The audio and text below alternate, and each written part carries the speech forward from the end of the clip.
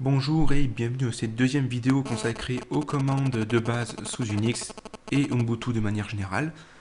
Donc aujourd'hui nous allons voir quelques commandes de base sous Unix.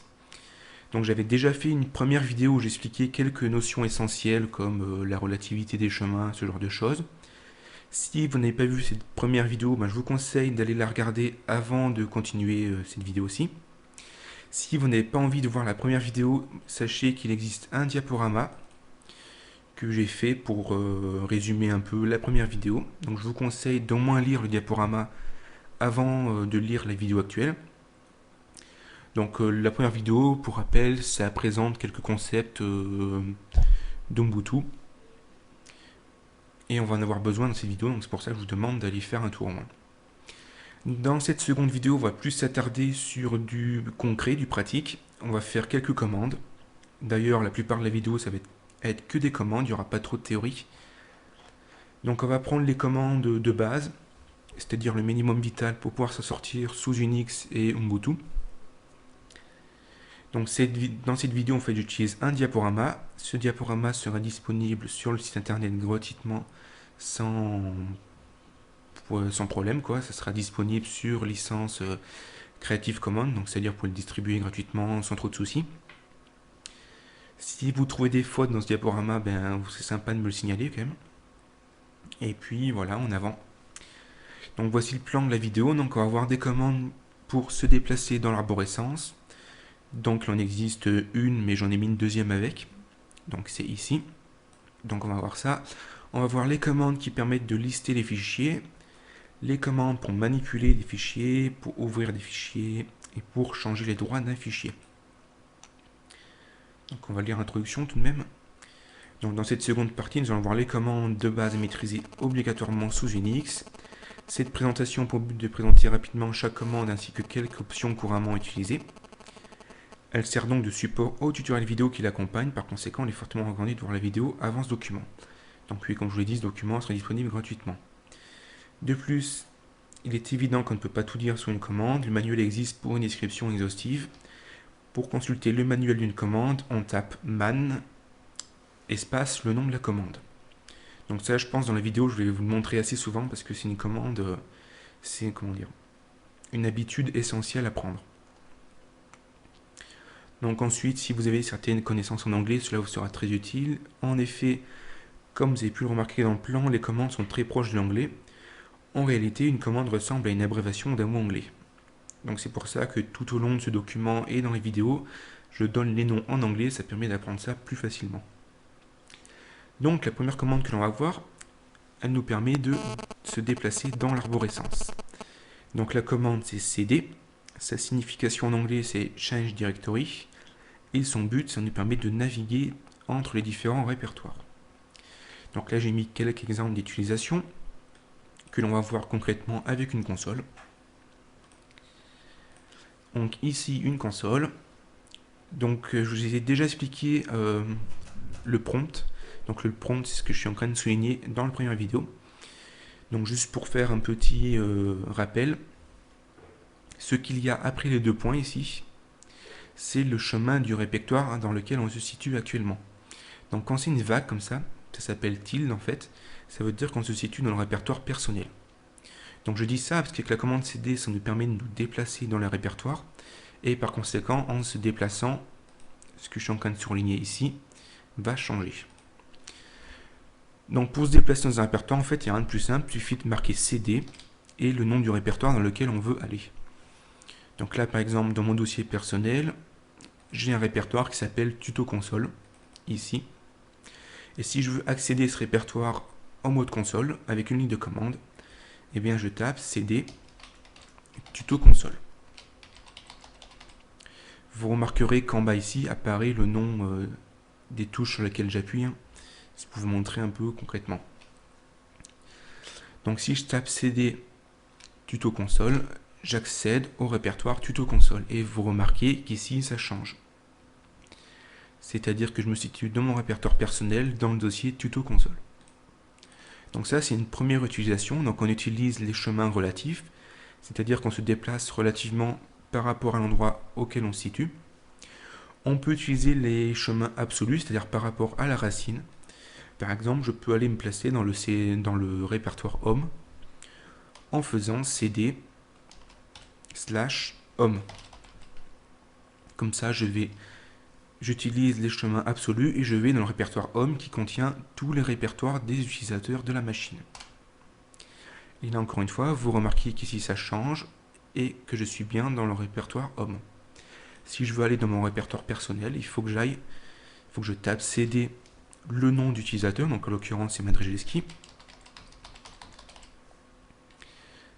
comme ceci, et là je me redéplace dans mon répertoire personnel et par conséquent le symbole ici change.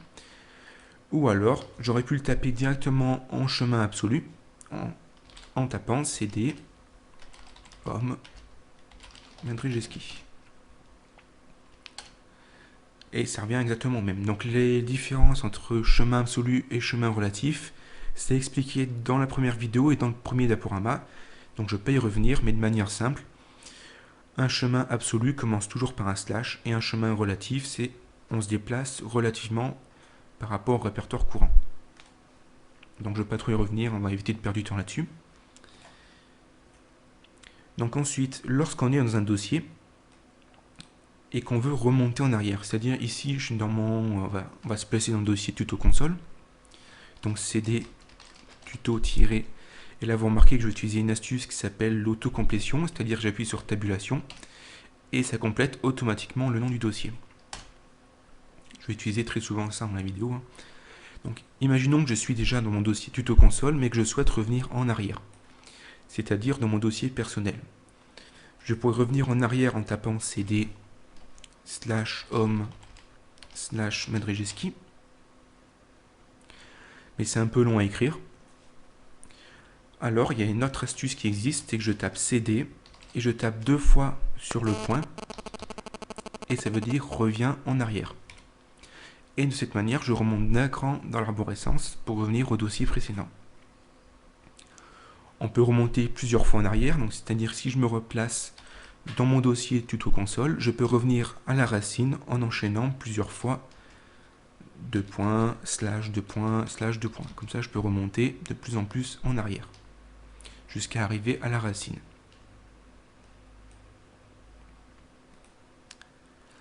Un autre raccourci qui est assez pratique, c'est que si je tape cd sans argument, ça m'emmène dans mon répertoire personnel.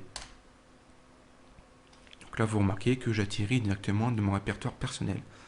Donc en fait, la commande cd sans argument, ça revient à écrire cd tilde, donc le tilde, c'est la petite vague.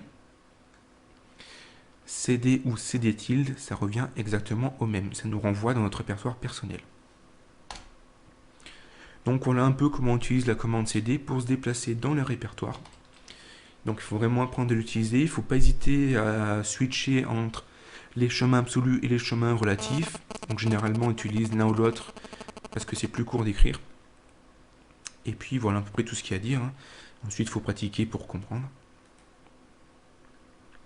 Voilà, j'ai mis des exemples dans le diaporama, c'est ce que je viens d'expliquer en vidéo. La deuxième commande que j'ai mis dans la catégorie se déplacer dans l'arborescence, c'est pwd, qui signifie Print Working Directory.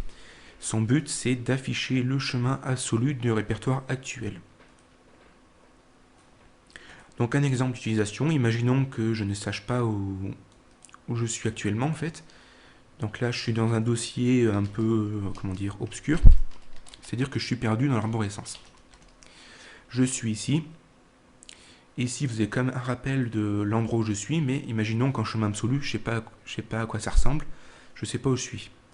Et bien, si je tape la commande pwd, ça va afficher le chemin absolu du répertoire dans lequel je me situe actuellement. On va faire un petit zoom. Ça affiche le chemin absolu du répertoire dans lequel on est. Ça peut être pratique dans certains cas. Ça vaut le coup de l'apprendre, c'est tout simple. Il n'y a pas d'argument véritablement pour cette commande, donc c'est tout ce qu'il y a à dire sur cette commande. On l'utilise pas très souvent, mais ça peut quand même nous dépanner de temps en temps. Ensuite, une commande qui est énormément utilisée, qui est super pratique, c'est la commande ls qui permet de lister des fichiers. Donc sa signification en anglais c'est list. Son but, ça permet de lister un répertoire, c'est-à-dire afficher son contenu. Donc là, par contre, il y a pas mal d'options fréquentes. Donc il y a "-l" qui permet d'afficher un affichage détaillé des fichiers. "-a" qui permet d'afficher les fichiers cachés, c'est-à-dire les fichiers qui commencent par un point.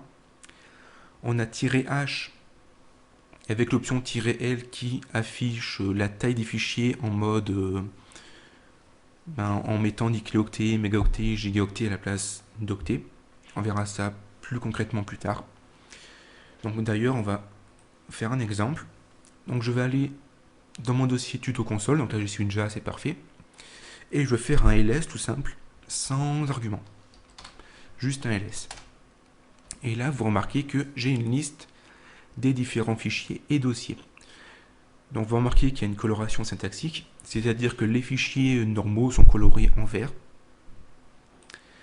Et là j'ai un dossier image, on le reconnaît parce que c'est coloré un peu en violet bleu.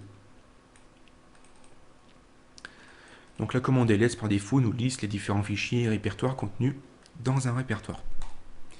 Maintenant, si je veux avoir plus d'informations sur ces fichiers, c'est-à-dire par exemple avoir leur taille, les droits, ce genre de choses, il faut que j'associe la commande ls avec l'argument "-l".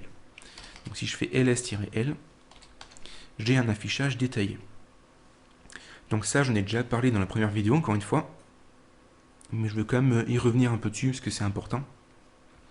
Donc comment on lit une ligne de cette commande?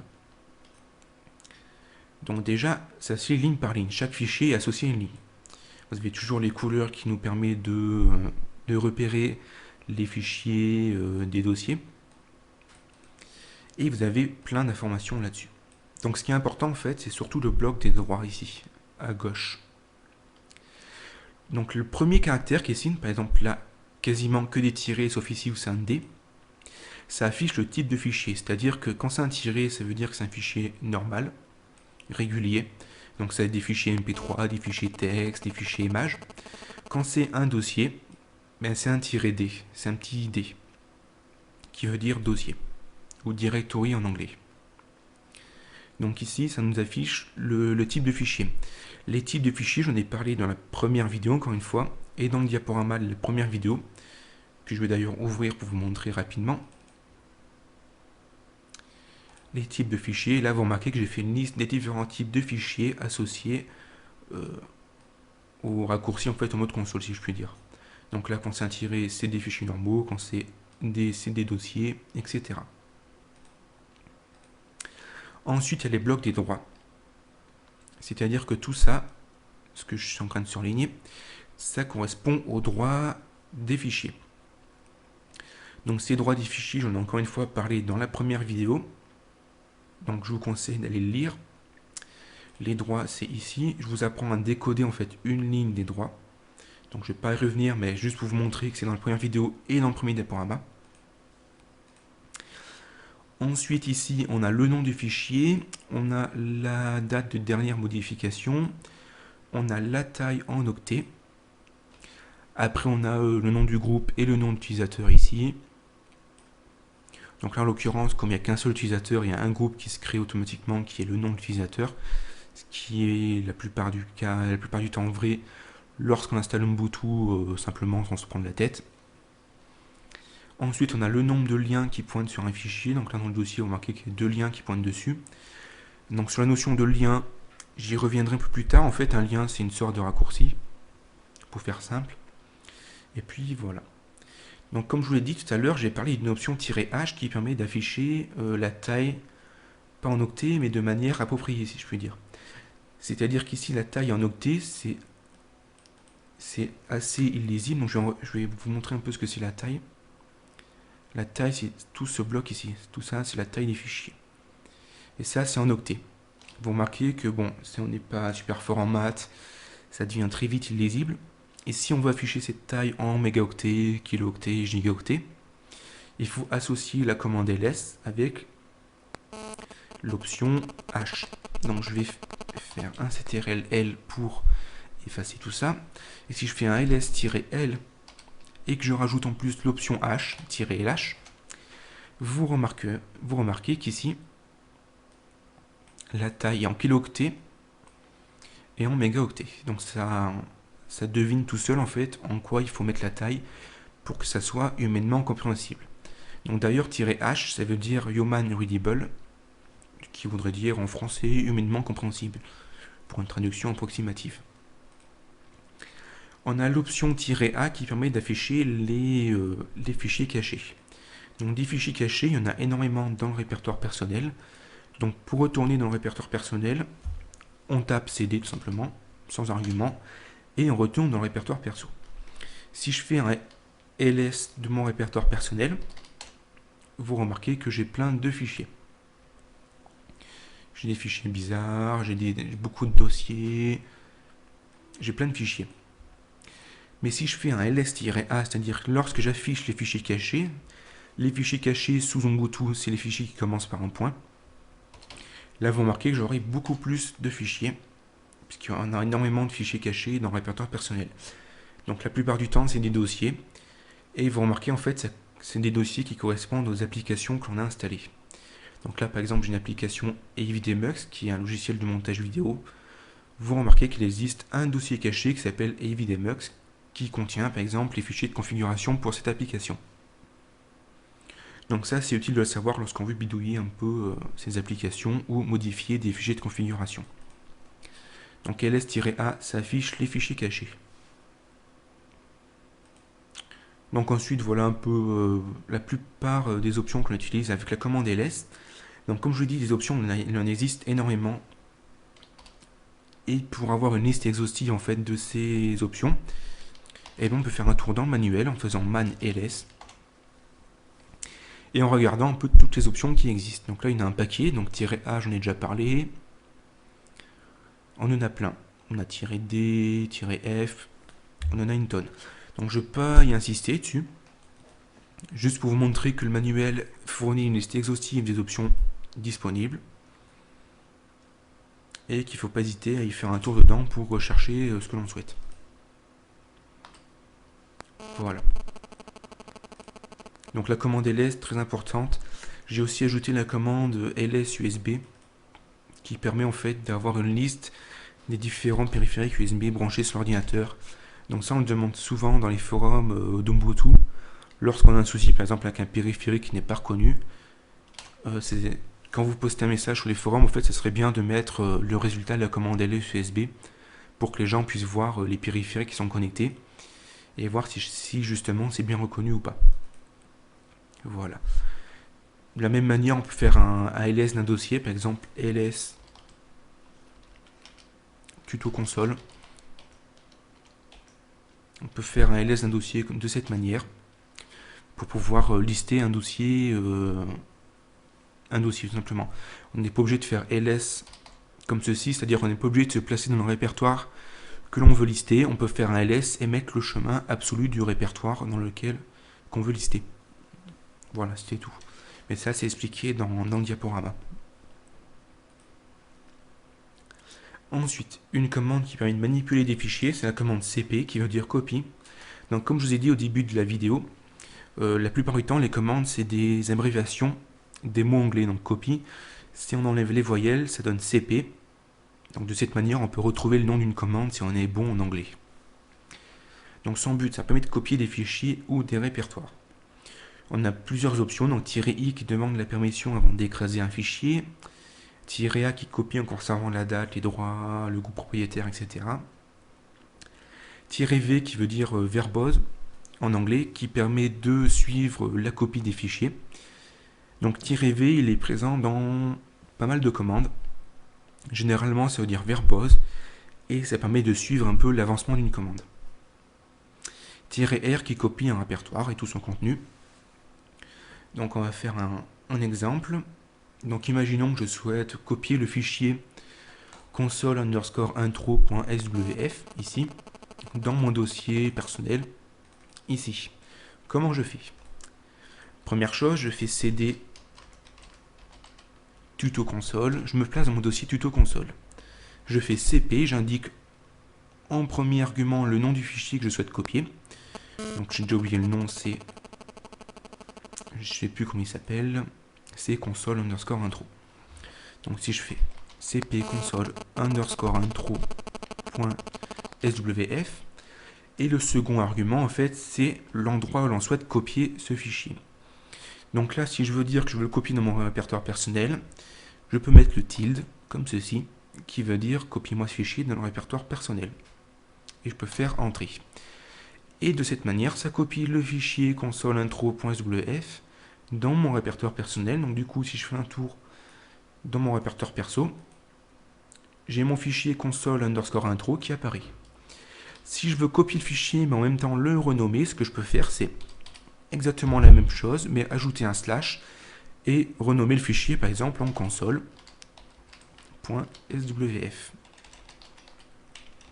Et de cette manière, je copie et je change le nom du fichier à la fois. Si je refais un tour dans mon dossier personnel, vous remarquez que j'ai un fichier console.swf qui est identique à console_intro. C'est juste qu'on a changé le nom. C'est une petite astuce au passage. Ensuite, si on veut copier plusieurs fichiers, on a l'option "-v" qui permet de suivre la copie des fichiers. Donc là, on va pas trop s'attarder là-dessus.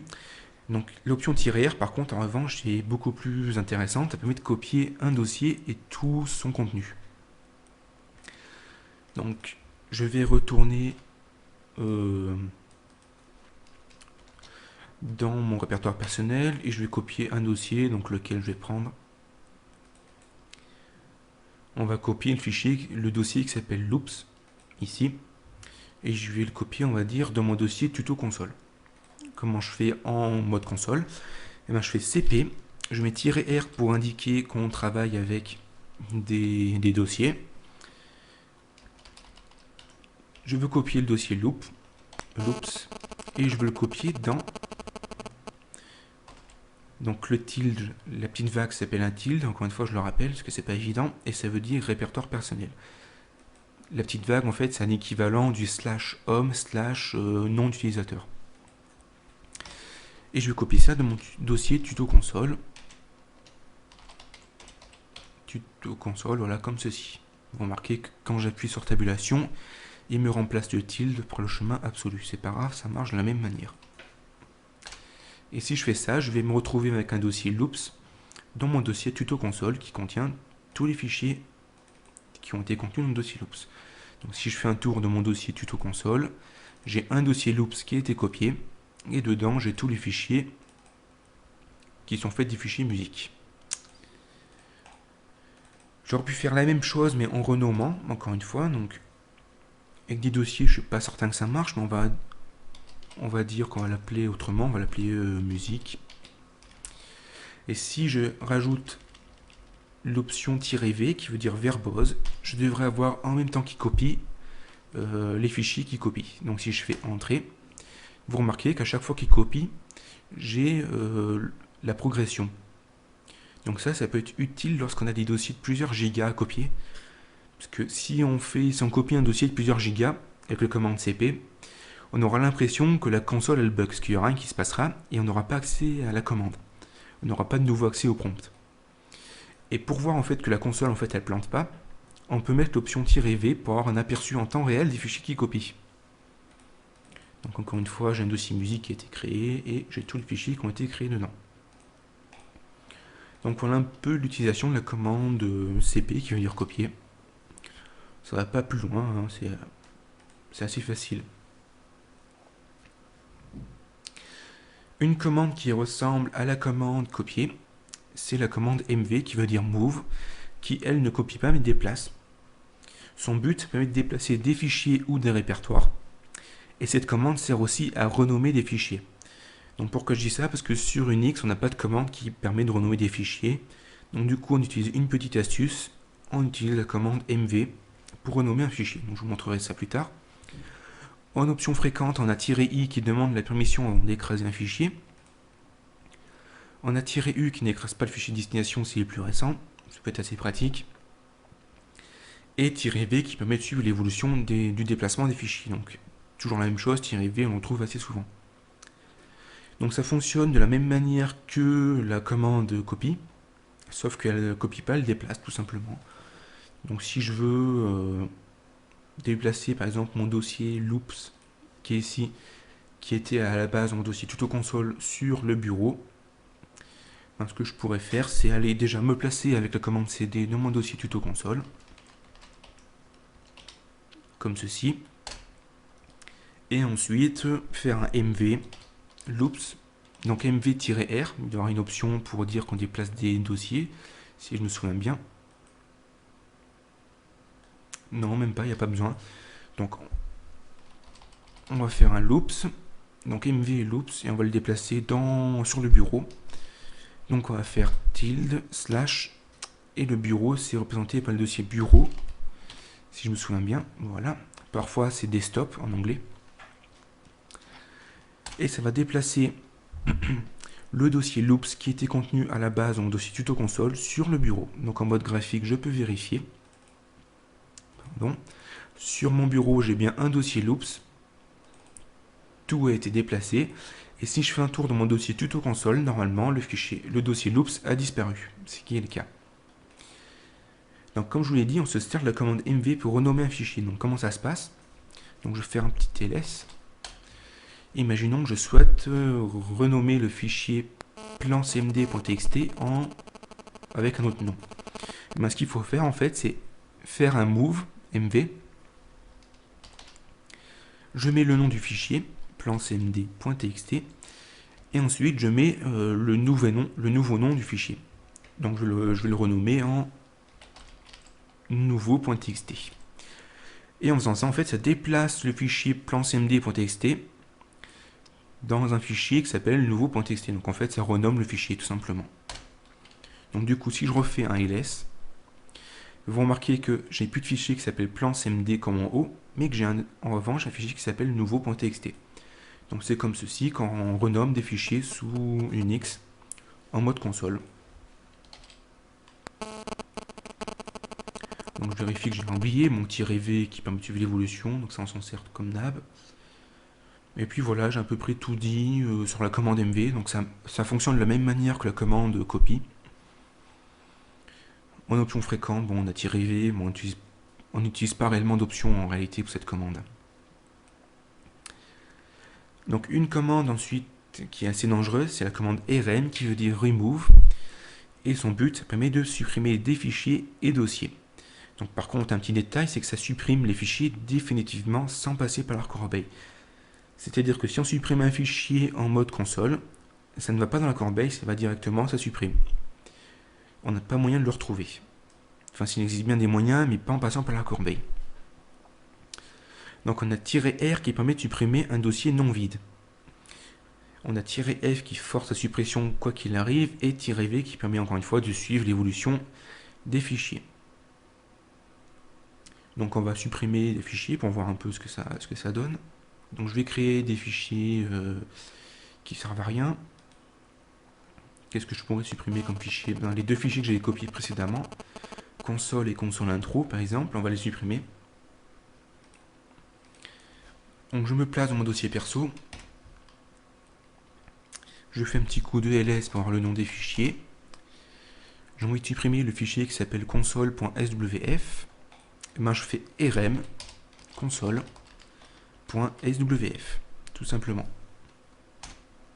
Et de cette manière, le fichier console.swf est supprimé. Si je refais un ls, vous remarquez qu'il n'apparaît pas. Donc je vais vider la corbeille. Donc je vide la corbeille, je vais supprimer un autre fichier et je vais vous montrer en fait qu'en réalité le fichier n'apparaît pas dans la corbeille mais qu'il est définitivement supprimé. Donc je vais supprimer cette fois-ci le fichier console intro, donc rm. On va mettre -v pour suivre l'évolution même si c'est pas très intéressant.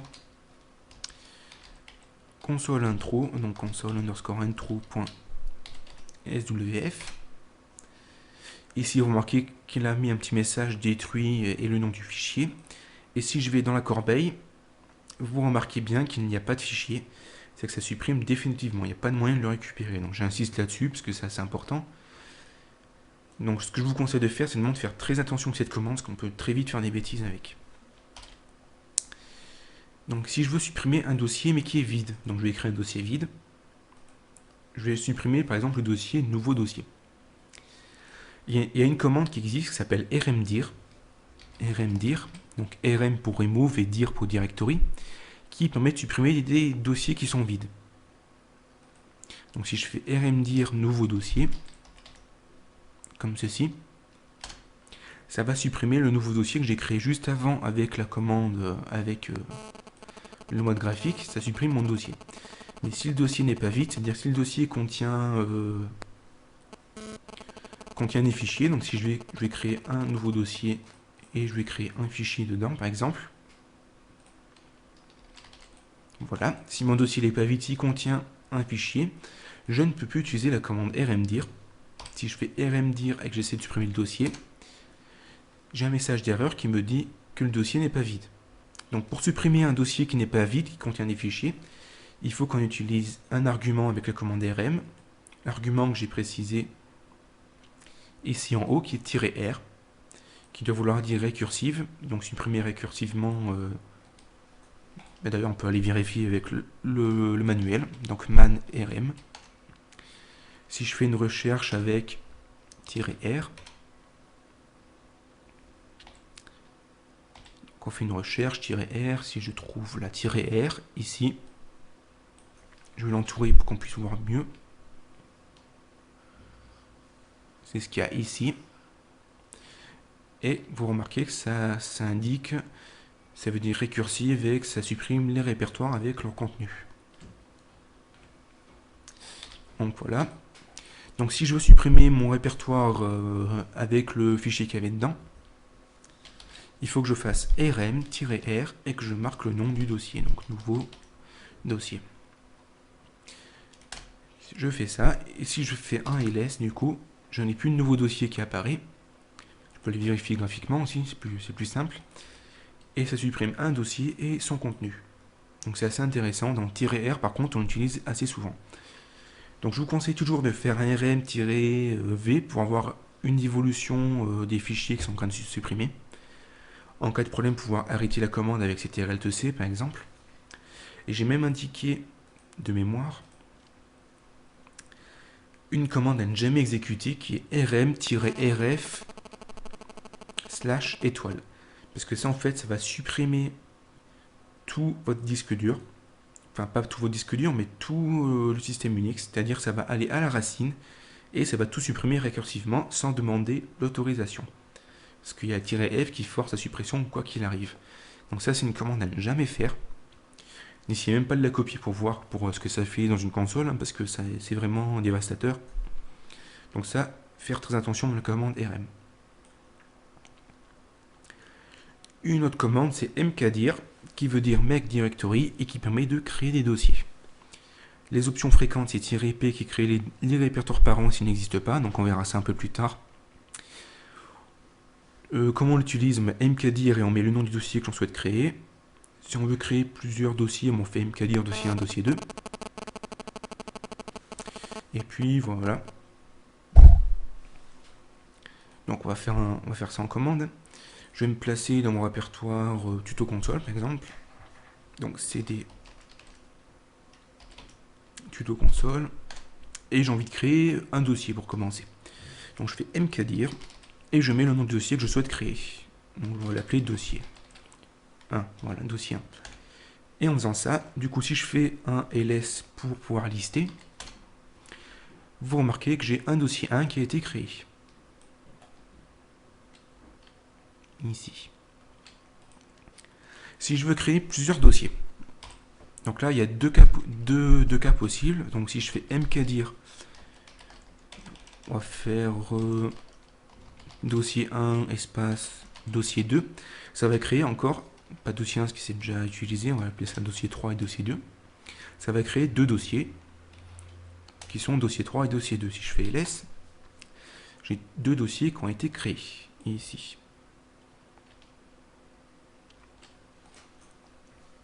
Maintenant, une deuxième méthode, si je veux créer une arborescence de dossiers, c'est-à-dire si je veux essayer de créer mkdir, par exemple, je vais créer dossier 1, dossier 4, parce que c'est déjà pris, sinon, on va mettre une majuscule pour respecter l'ordre. Dossier 4, slash, par exemple, sous-dossier,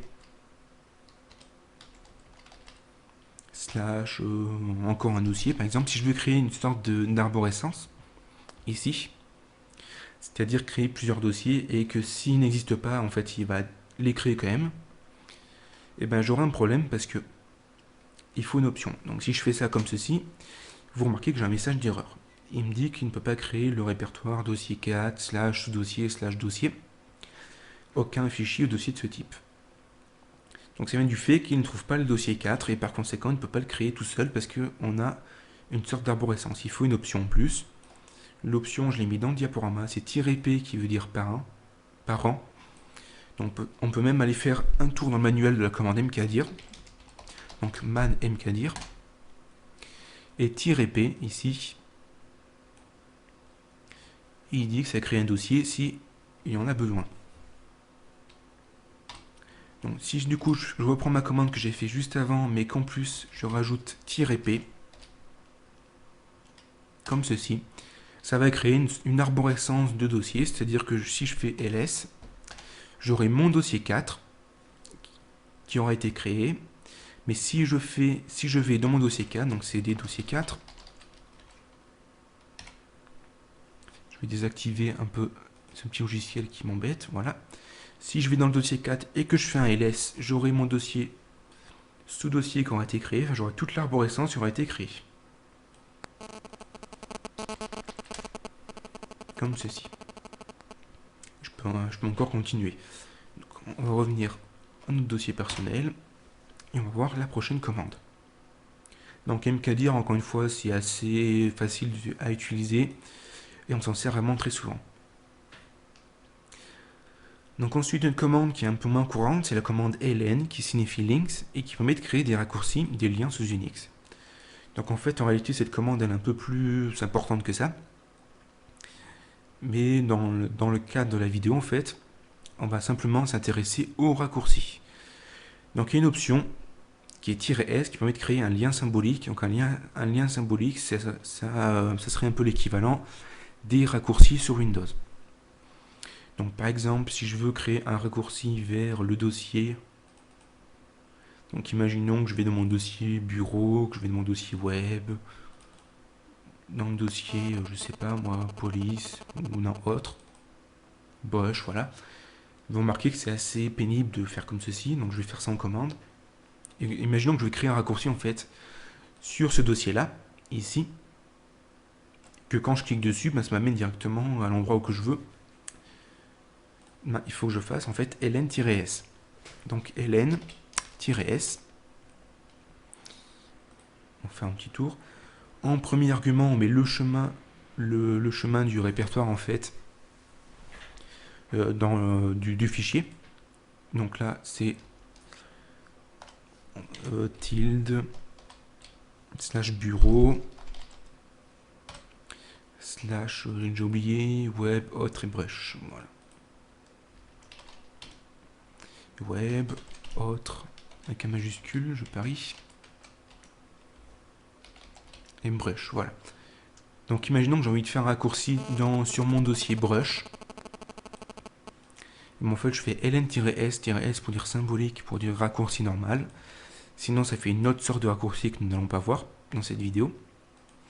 Donc je mets en premier argument le nom, le chemin du fichier, et en autre argument, je mets le nom du raccourci. Donc là, je vais faire raccourci brush, je sais pas, un truc comme ça, on va faire.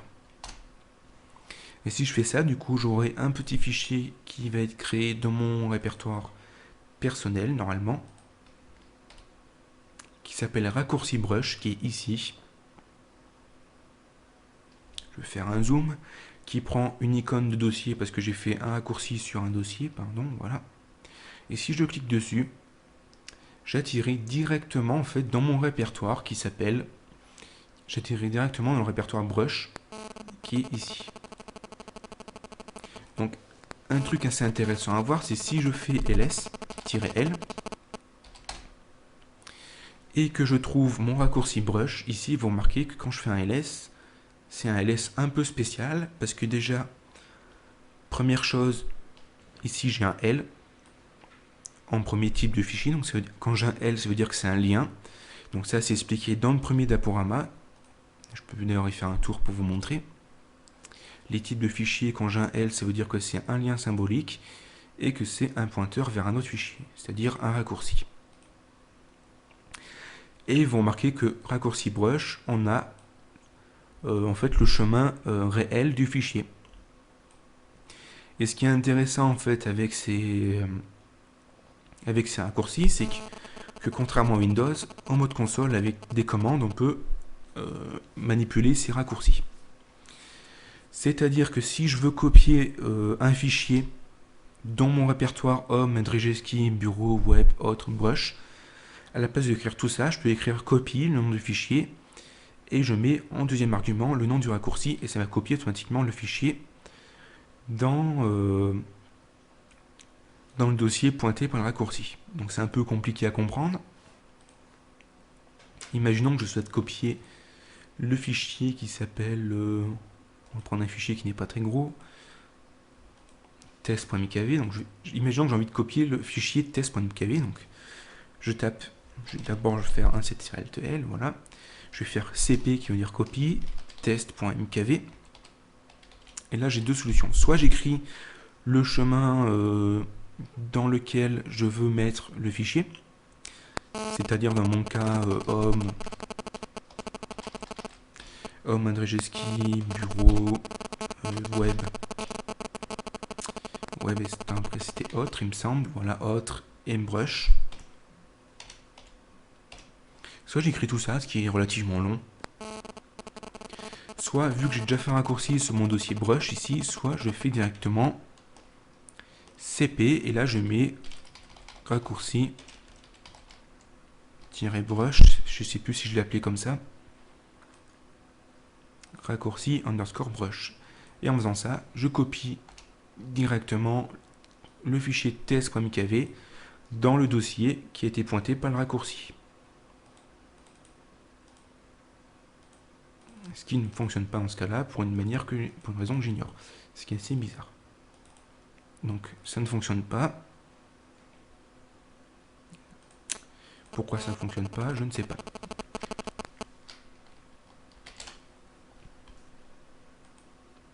Ah oui, parce que j'ai mal... j'ai fait une faute en fait dans ma commande.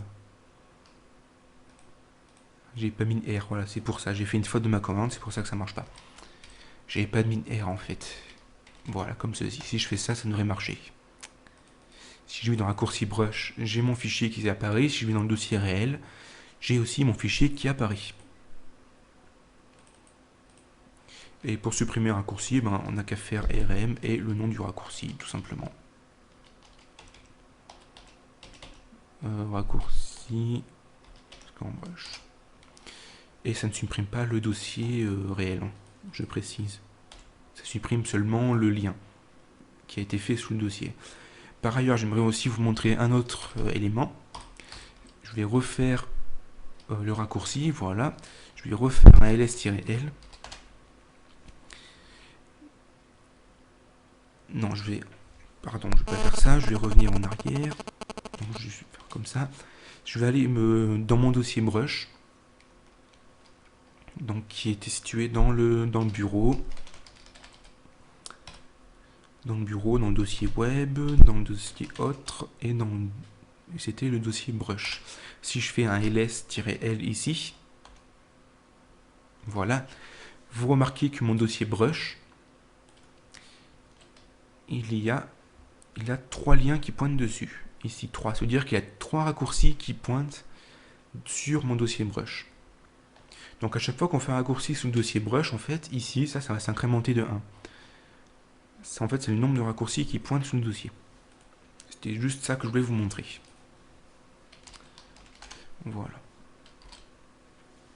Donc on va passer à la commande suivante. Donc en réalité, la commande ln ne permet pas que de faire des raccourcis, mais c'est un peu compliqué après expliquer concrètement ce que c'est cette commande. Donc encore une fois, vous consultez le manuel, hein, man ln, et vous avez en fait tout ce qu'il faut pour expliquer la commande. Moi, je vais juste rester sur les raccourcis type Windows. Ensuite, une autre commande. Donc, une fois-ci, on va avoir une commande qui permet d'ouvrir des fichiers, c'est la commande more, qui affiche un fichier page par page, et comme option on a "-s" qui regroupe les lignes vides consécutives en une seule. Donc là l'idéal serait de prendre un fichier texte. Donc je vais ouvrir un site internet et je vais créer un dossier texte, un fichier texte avec du texte que je vais copier-coller. Donc il n'y a pas du texte un peu long, voilà, on va copier ça.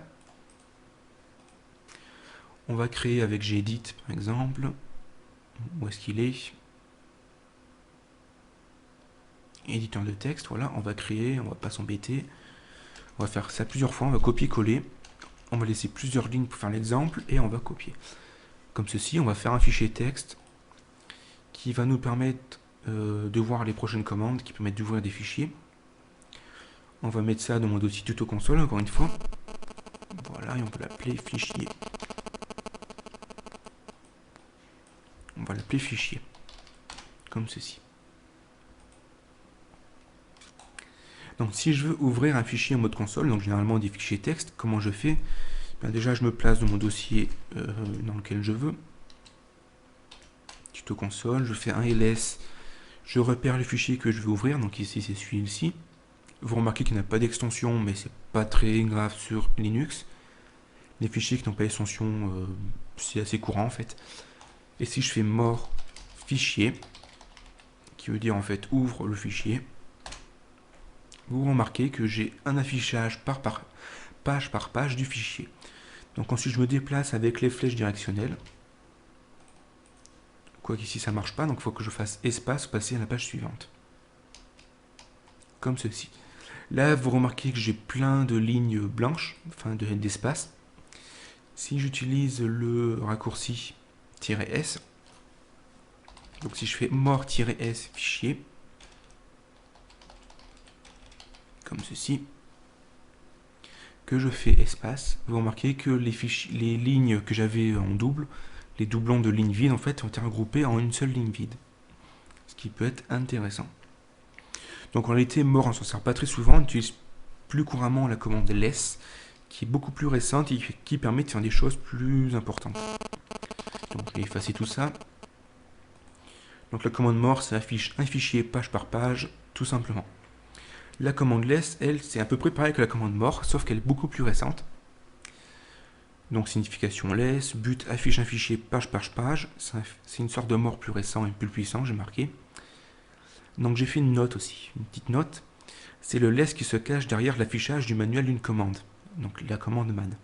Par conséquent, tous les raccourcis clavier expliqués dans le guide d'introduction pour le man sont valides pour le less. Donc en réalité, comme je vous l'ai dit, si je fais man pour avoir comment dire, le manuel d'une commande, donc man mkdir par exemple, vous remarquez qu'en fait j'ai une espèce d'affichage. En réalité, ce qui se cache derrière tout ça, en fait, c'est la commande less qui ouvre le fichier d'aide de la commande. Donc, c'est-à-dire que tous les raccourcis qui sont valables pour le man sont valables pour le less. Et inversement. Donc, exemple d'utilisation, less fichier.txt. Donc là, on va ouvrir notre fichier comme tout à l'heure. Hein. On va faire less fichier. Et là, par conséquent, normalement, je devrais pouvoir utiliser les flèches directionnelles du clavier. Je vais juste réactiver le petit truc, voilà. Si j'appuie sur les flèches directionnelles, je me déplace dans mon fichier. Je vais raccourcir un peu ma commande, ma console.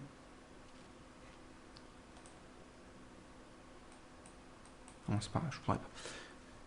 Comme ceci. Voilà. Si j'appuie sur espace, je me déplace d'une longueur d'écran, c'est-à-dire grosso modo une page plus loin, quoi. Je peux appuyer sur la touche entrée, ça me permet de déplacer ligne par ligne, donc ça revient au même que les flèches. Si j'appuie sur G, normalement je devrais revenir au début du fichier, donc comme dans le manuel. Je peux faire des recherches en appuyant sur la touche slash et le mot à rechercher. Donc vous remarquez quand j'appuie sur slash, ici en bas, j'ai un petit truc qui apparaît qui me permet de rechercher des mots. Donc je vais rechercher par exemple le mot, je vois un mot qui apparaît, c'est développeur. Si je recherche le mot développeur, voilà, vous remarquez qu'ici, le mot développeur à chaque fois est mis en valeur. Et pour passer à la prochaine occurrence du mot, il faut que j'appuie sur la touche N, et ainsi de suite, je peux me déplacer au fur et à mesure. Donc là, il apparaît que 2 fois, donc c'est un exemple super important. Voilà, et pour quitter, j'appuie sur Q. Donc en fait, c'est pareil que dans le manuel. Les raccourcis que j'ai expliqués, qui sont faits ici dans le premier diaporama,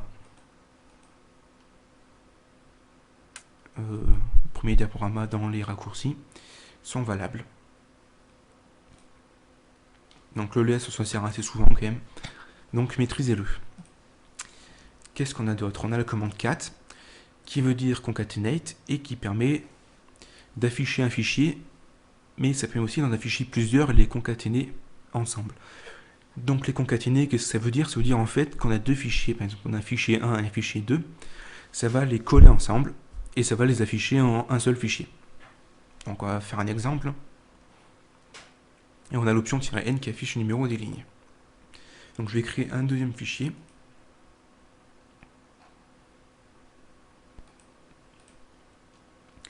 On va faire fichier, on va mettre peut-être du texte différent pour qu'on puisse voir la différence. On va faire une ligne de Z. Hop, on va désactiver ça. On va faire des Z comme ceci, on va pas trop s'embêter. Voilà, comme ceci.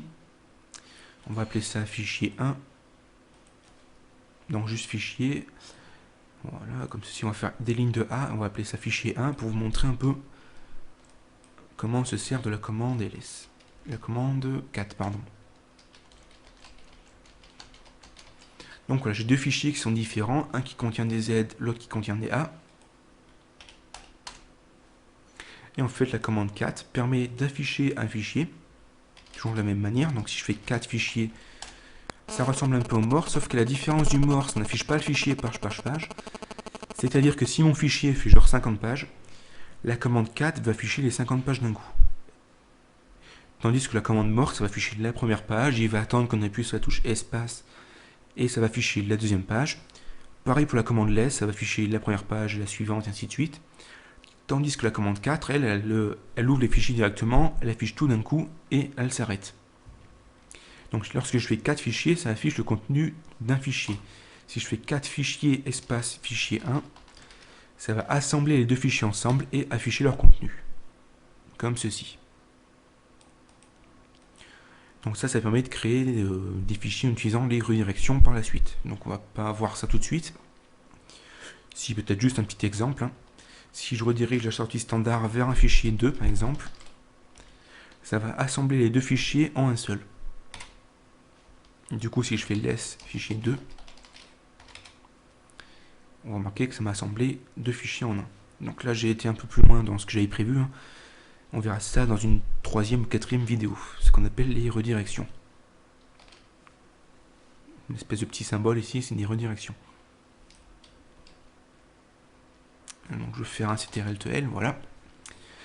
Et puis voilà un peu pour les commandes qui permettent d'afficher, d'ouvrir des fichiers. Donc là par contre, on arrive à un endroit qui va être un peu compliqué, c'est la gestion des droits sous Unix. Changer les droits d'un fichier. Donc la commande qui permet de faire ça, c'est chez chmod, qui veut dire change file mode bit, et ça permet de changer les droits d'un fichier ou d'un dossier. Lorsqu'on veut changer les droits d'un dossier, on utilise l'option -R majuscule. Ça permet de changer les droits d'un dossier, mais aussi de son contenu. Donc j'ai fait une note avec les droits. J'ai mis les droits, R qui veut dire read en anglais, lecture en français. En octal c'est 4, on verra l'octal un peu plus loin. W pour write, écriture, X pour execute, exécuter. On a les opérateurs, on va voir ça tout de suite, et les catégories. Donc ça en fait c'est expliqué dans la première vidéo et dans le premier fichier, dans les droits sous Unix, qu'on retrouve ici.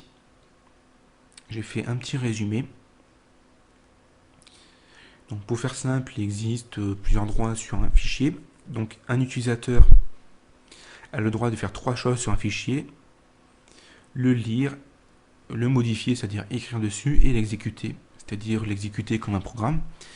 Et un fichier possède trois types d'utilisateurs, si je peux dire. L'utilisateur propriétaire, donc c'est-à-dire ceux qui possèdent le fichier, le groupe propriétaire et tous les autres utilisateurs. C'est comme ça que se gèrent un peu les droits sous Unix. Donc ça, je ne vais pas y revenir trop longtemps parce que j'ai déjà expliqué dans la première vidéo assez longuement en plus. Donc pour éviter de perdre du temps, je vais passer assez vite là-dessus, mais je vais vous montrer comment on change les droits d'un fichier. Parce qu'on a deux grosses méthodes qui permettent de changer les droits d'un fichier. Soit en mode octal, soit en mode, j'ai oublié le nom, mais un autre mode. Donc on va prendre un fichier, je vais aller dans mon dossier tuto console, on va changer les droits du fichier 1 par exemple.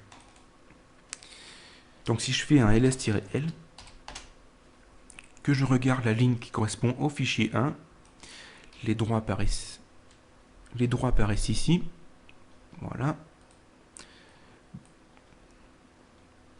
Je vais essayer de faire quelque chose pour vous montrer un peu comment ça marche. Donc ici le groupe de 3 caractères ici, qui apparaît là. C'est les droits de l'utilisateur. Les 3 autres caractères ici, donc je sais pas si on voit tellement, c'est le groupe propriétaire.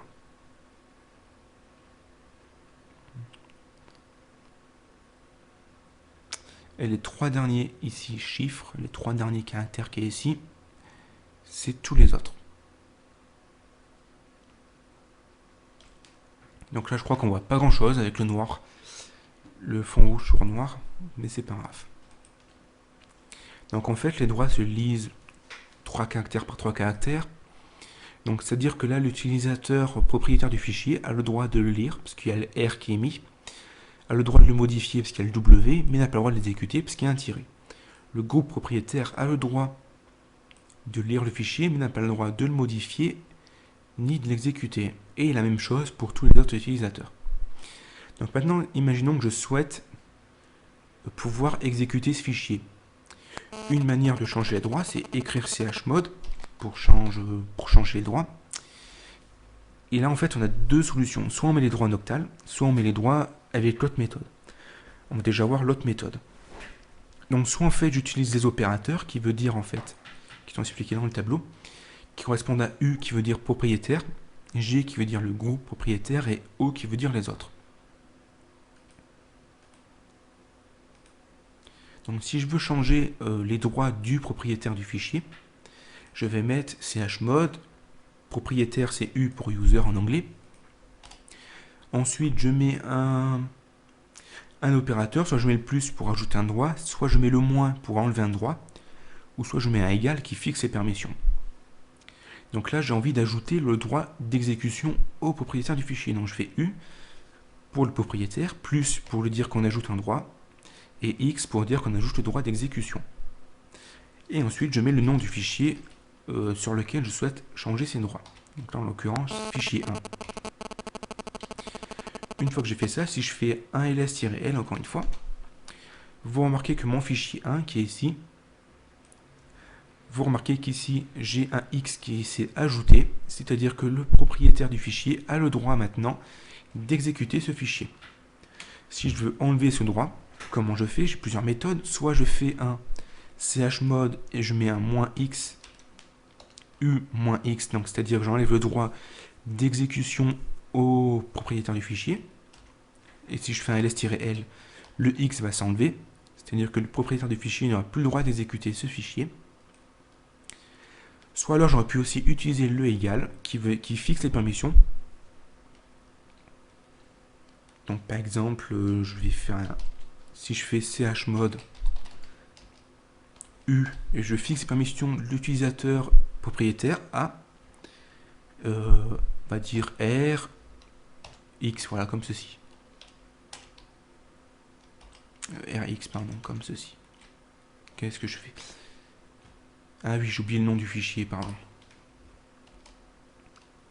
Je me disais que j'ai fait une faute.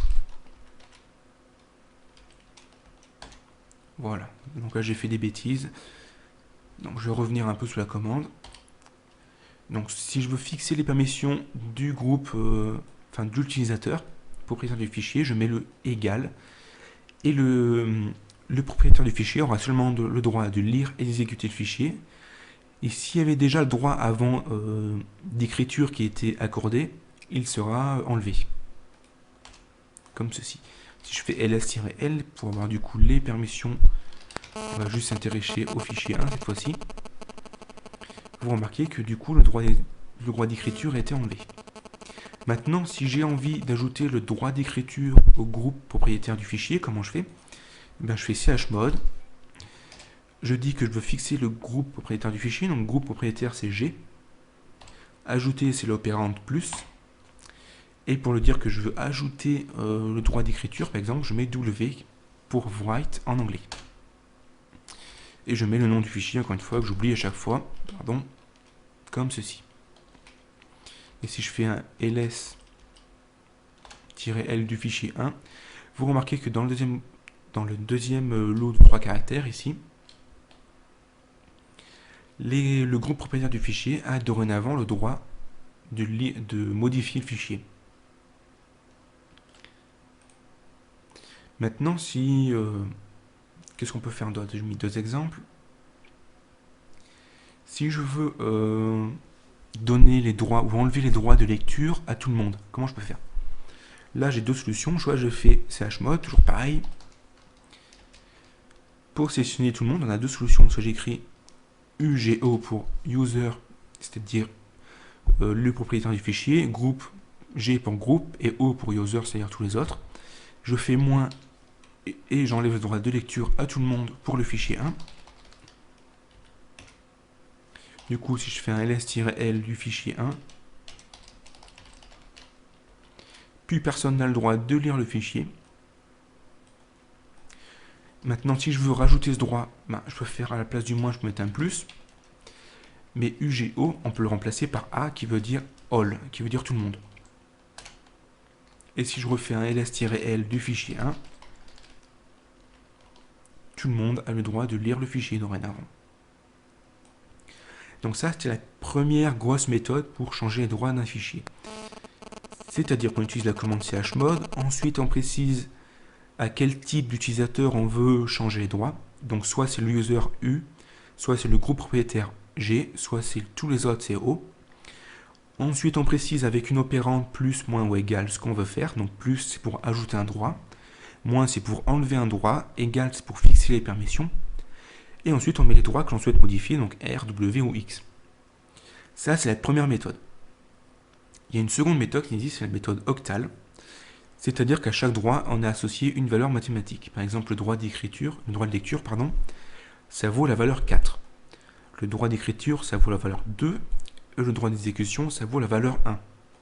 Et en faisant la somme de ça, on peut donner les droits de cette manière. Donc par exemple, si je veux donner tous les droits à l'utilisateur propriétaire du fichier, que je donnais des droits de lecture-écriture pour le groupe et pour les autres. Comment je fais en mode octal? Je fais chmod 766. Pourquoi 766? Parce que 7, c'est 4 plus 2 plus 1. 4 pour lecture, 2 pour écriture, 1 pour exécution, ça donne 7. 6, c'est 4 plus 2. 4 pour lecture et 2 pour écriture. Je vérifie ce que je suis pas sûr. Oui, c'est ça. Et en fait, en additionnant les droits comme ça, ça me donne une deuxième méthode, moins longue à écrire et un peu plus simple, et beaucoup plus couramment utilisée, pour changer les droits d'un fichier. Donc, chmod 766 fichier 1. Et si je fais un ls-l du fichier 1, vous remarquez ici, là, voilà. Donc, on va éviter de colorier dessus, c'est pas beau. Ici, que l'utilisateur, c'est-à-dire U, a tous les droits, c'est-à-dire 7, qui correspond en fait à R plus W plus X, qui correspond en fait à 4 plus 2 plus 1. Ici, le groupe propriétaire. Le groupe, lui, il a un 6. 6, ça correspond en fait à 4 plus 2. qui correspond en droit à lecture read plus écriture W, et tous les autres ici, O pour user, qui ont le droit en fait, toujours pareil, hein, qui ont les mêmes droits. C'est-à-dire 6 pour R plus W. Et de cette manière, on peut modifier assez rapidement et assez simplement tous les droits.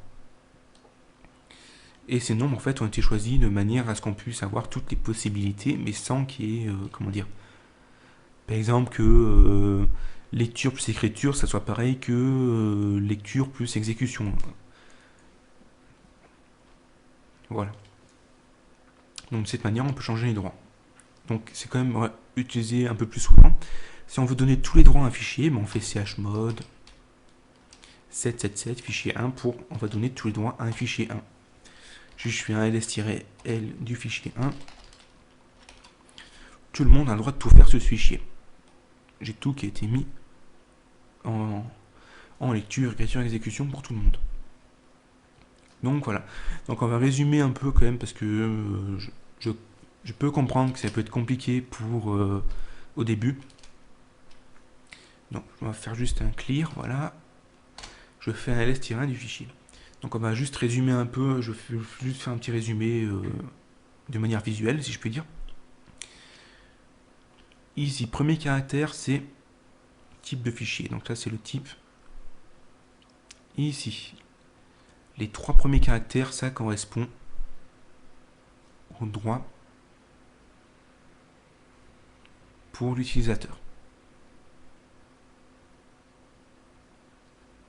Pour l'utilisateur propriétaire. Proprio. Les trois suivants, ici, droit, ça correspond au droit pour le groupe propriétaire.